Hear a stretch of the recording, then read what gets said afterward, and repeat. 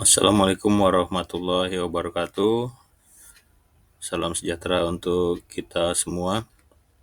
Perkenalkan, saya Triyono Ramadan, peserta BIMTEK Kepala Laboratorium Universitas Pendidikan Indonesia gelombang 44, nomor peserta 44074 kelompok H.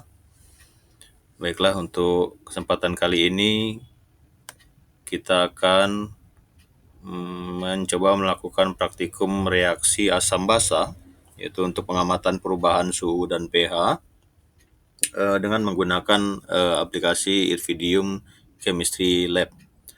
Baiklah, kita mulai saja. Untuk persiapan alat dan bahan.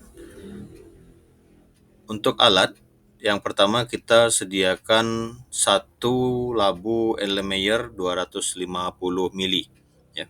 Untuk di aplikasi Chemistry Lab ini untuk peralatan atau perangkat, ya. Jadi sebelum dimulai kita buka dulu workbench, ya, workbench baru, ya, bisa dibeli di file lalu pilih new workbench. Baik, ini sudah tampil tampilan workbench 1, ya. Jadi untuk alat kita bisa ambil di bagian di sini, ya. Labu Erlenmeyer lah. Di bagian Erlenmeyer ini ada 250 mili Erlenmeyer flash. Kita pilih. Baik. Kita posisikan dulu, kita coba taruh di sini. Berikut peralatan yang kedua adalah 2 gelas ukur 25 mili. Nah, 2 gelas ukur, tempatnya masih sama. Sini kalau di aplikasi itu namanya graduated cylinders, ya. Graduated cylinders. Untuk percobaan ini kita pilih yang 25 mili. Oke, kita posisikan di sini. Kita tambah satu lagi. Kita tambah satu lagi di sini, 25 mili juga. Oke, baik. Untuk berikutnya termometer dan pH meter atau kertas pH. Jadi termometer kita kalau di aplikasi Iridium ini sudah ada langsung di sini, bagian di bawah sini, ya. Di bagian di bawah sini itu nanti ada untuk pengukur temperatur dan pH meter. Jadi pH meternya nanti tampil di sini setelah kita melakukan percobaan, lalu untuk temperatur dan suhu akan tampil di sini. Baik, itu untuk alat. Berikutnya kita menyediakan bahan, ya. Untuk bahan di aplikasi kita bisa lihat di bagian stock room, ya. Stock room di sini ada stock solution, strong acid, weak acid, dan lain sebagainya. Baik, untuk percobaan reaksi asam basa ini kita menggunakan 2 larutan. Yang pertama adalah larutan HCl, ya. HCl kita ambil 0,1 molar. Untuk HCl itu tempatnya kalau di aplikasi 0,1 molar. Oke. Kita lihat HCl. Nah, ini dia di bagian strong acid, ya. 0,1 molar kita ambil di sini. Baik. Itu bahan yang pertama. Bahan yang kedua adalah larutan NaOH. Larutan NaOH itu sebanyak 0,1 molar juga. NaOH itu tempatnya di bagian strong base, ya, strong base, ya. 0,1 yang bawah. Baik. Oke, jadi kita sudah ada di sini 3 alat dan 2 bahan. Baik, kita akan lakukan prosedur kerjanya, ya. Yang pertama adalah kita pengamatan larutan HCl terlebih dahulu. Langkah yang pertama, tuangkan 25 mili larutan HCl 0,1 molar ke dalam gelas ukur, ya. Tuangkan 25 ml larutan HCl. Baik, kita lihat nih. Larutan HCl yang ini, ya, 0,1 molar. Baik, caranya bagaimana? Kita drag atau kita bawa bahan ini, ya. Lalu kita taruh di gelas ukur, ya. Taruh di gelas ukur. Gelas ukur tadi ada 2, ya. Kita pilih gelas ukur yang pertama, graduated cylinders yang pertama. Baik. Nah, sudah muncul seperti ini. Kita tentukan berapa mililiter yang akan kita tuangkan. Jadi tempat taruhnya di sini. Nah, transfer amount, ya. cukup kita ketikkan angka saja, tapi satuannya nggak perlu karena di sini ada. Lalu por ya, por ini lalu kita tuang, maksudnya por ini kita tuang ya. Baik, larutan HCl 0,1 molar tadi sudah masuk ke dalam gelas gelas ukur ya. Jadi kita pindahkan dulu ke sini ya, larutan HCl tadi kita pindah ke sini. Lalu langkah yang kedua, masukkan larutan HCl yang sudah kita masukkan ke gelas ukur tadi ke labu ke labu Erlenmeyer ya. Kita taruh di sini. Oke. Maunya berapa? Jumlahnya berapa? 25 mili sesuai dengan yang kita ambil dari larutan HCl tadi. Kita ketik di sini lalu kita pour. Betul. Baik. Oke, sudah masuk di sini. Oke, kita kembalikan gelas ukurnya ke posisi semula. Oke. Langkah ketiga adalah ukur dan catat. Ukur dan catat. Baik. Kita tulis di sini pH larutan. Bisa nampak di sini? Oke, pH larutan untuk prosedur yang pertama untuk larutan HCl itu pH-nya 7,00 ya. pH-nya kita ketik ini 7,00. Oke. Sorry, maaf. Kita klik dulu di sini. Baik, bukan 7,00, maaf. Ya, 1,00 seperti itu. Baik. Nah, ya karena kita tadi belum klik labu Erlenmeyer-nya, makanya belum muncul pH-nya di sini ya. Jadi syaratnya untuk aplikasi ini kita klik dulu baru nampak pH larutannya 1,00. Oke, kita catat di sini. Untuk temperaturnya sendiri, temperaturnya itu 25 derajat Celcius ya, 25 derajat Celcius deh. Sementara kita pakai 0 dulu aja. Baru kita rubah 25 ya, derajat Celcius.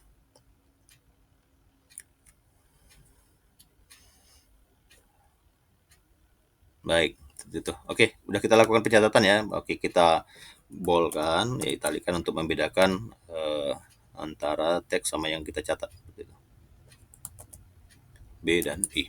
Baik, itu pengamatan yang pertama ya. Lalu kita lanjut kepada pengamatan yang kedua. Pengamatan yang kedua adalah penambahan larutan NaOH.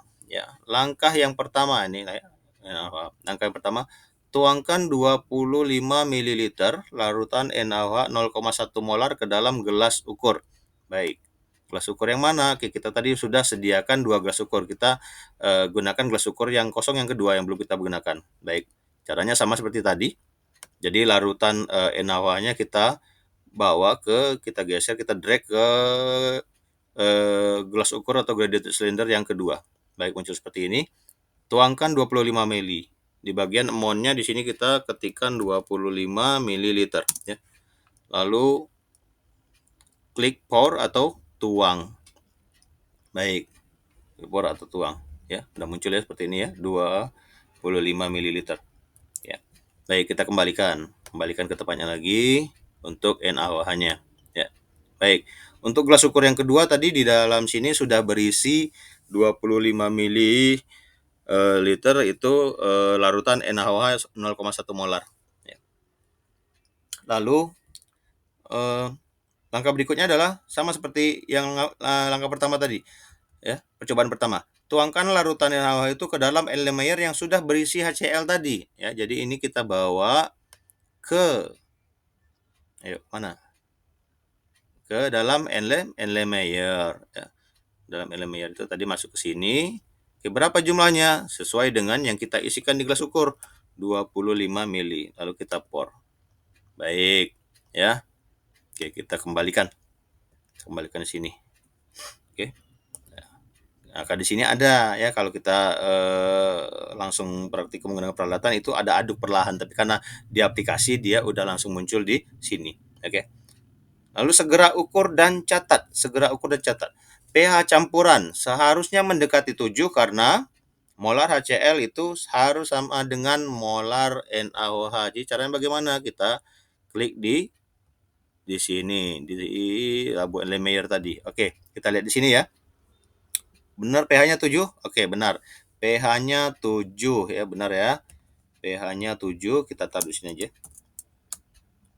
pH 7,00. Baik.